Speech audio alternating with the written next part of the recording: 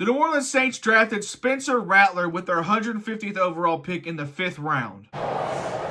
With the 150th pick in the 2024 NFL Draft, the New Orleans Saints select Spencer Rattler, quarterback, South Carolina. Ever since then, Saints fans have taken to Twitter to show their belief in Spencer Rattler and even preying on Derek Carr's downfall a little bit. Obviously, with his price point and the play of last year, they were not happy. So here are some tweets showing you just how much faith they have in the rookie quarterback who hasn't even taken a snap yet.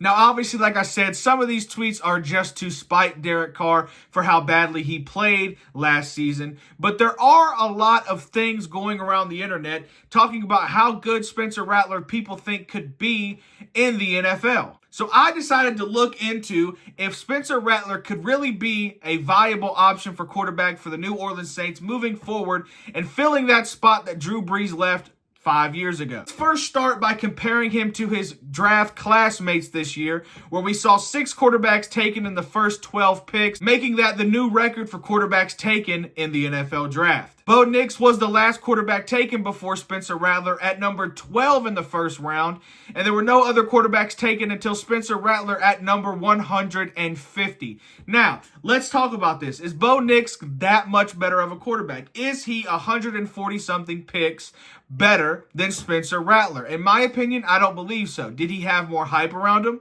Did he have more attention around him? Was he at a higher rated school? Did he have a higher rated class, teammates around him? Yes, he did.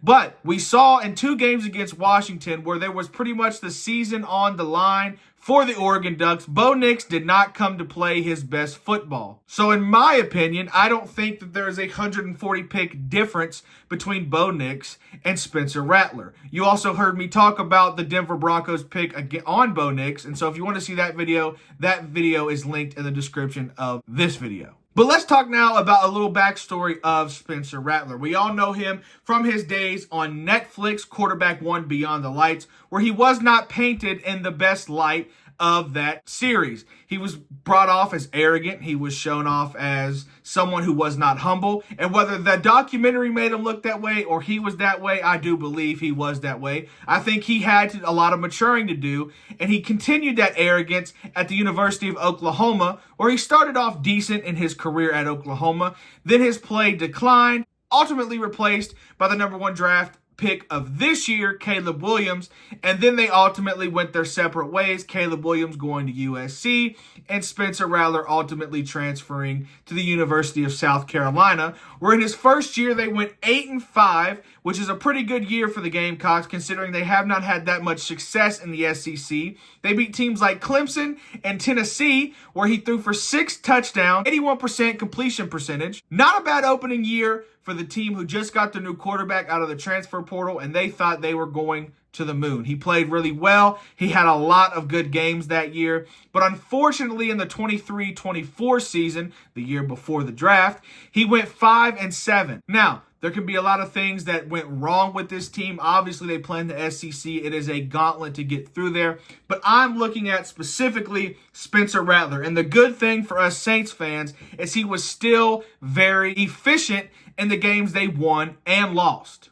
He also took very good care of the ball with 2 games over 90% completion percentage and a 19-8 interception to touchdown ratio. His best game of the season was a home game versus Florida where they did lose. They threw for 4 touchdowns, 313 yards, and had a 76% completion percentage. If this was 2 years ago, Spencer Rattler was projected number 1 overall pick in the NFL draft, but obviously he fell because of the play of Caleb Williams, him losing his spot to that player, and then his attitude that preceded by those events. He definitely did not do himself any favors with his draft stock during those years at Oklahoma, and even before that with the kind of aura that was around him of being arrogant and not humble in high school. But if we remove the off-field stuff that he had and you look at him as a pure football player, he has the size, he has the strength, and he has the intangibles to be a really good quarterback. He needed to work on the off-field stuff. He needed to work on the mental stuff. And we saw those steps being taken at the University of South Carolina. A lot of times he came off as humble. He came off as giving his teammates a lot of credit, something he did not do before.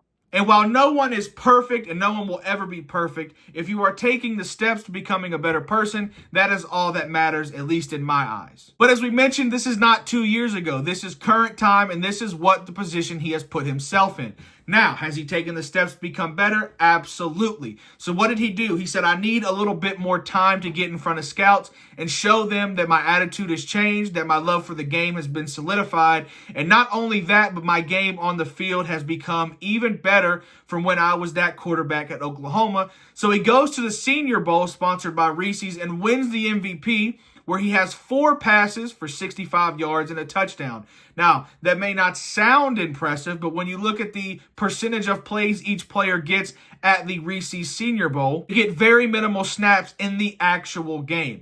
So he made the most of the 4 snaps he had. He threw for 65 yards and a touchdown. It was clearly a big drive for that time in the game. And he goes on to win the MVP of that game. Once again, the press conference afterwards, he gives credit to all his teammates, thanks to staff, thanks all the scouts for coming out and giving him a chance to show them that he's become a better person, and all around seems to be more humble than the kid we saw 2 years ago at Oklahoma and before that. Now, let's be honest, does any of this matter? No. Will he show us who he is in the future? Yes. But does he have the intangibles and the ability to become a good quarterback in this league?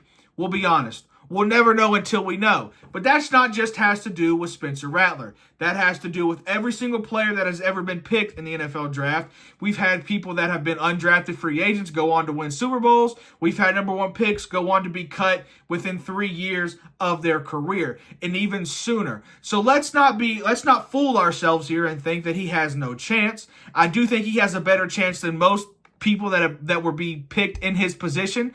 I do think that there is a lot of steam and a lot of motivation and a lot of hype around the pick that the New Orleans Saints drafted him at. I do think for him to be a 5th round pick, I think that shows him that, hey, look, you have the talent, you have the ability, but you still have to show us more. Is that fair? Maybe not. I do think he probably should have been drafted a little bit sooner. Once again, we'll talk about the him and Bo Nix comparison. I do not think 140 picks is the difference between those 2 players. You may disagree with me. You may agree with me. I'm interested to hear your thoughts in the comment section.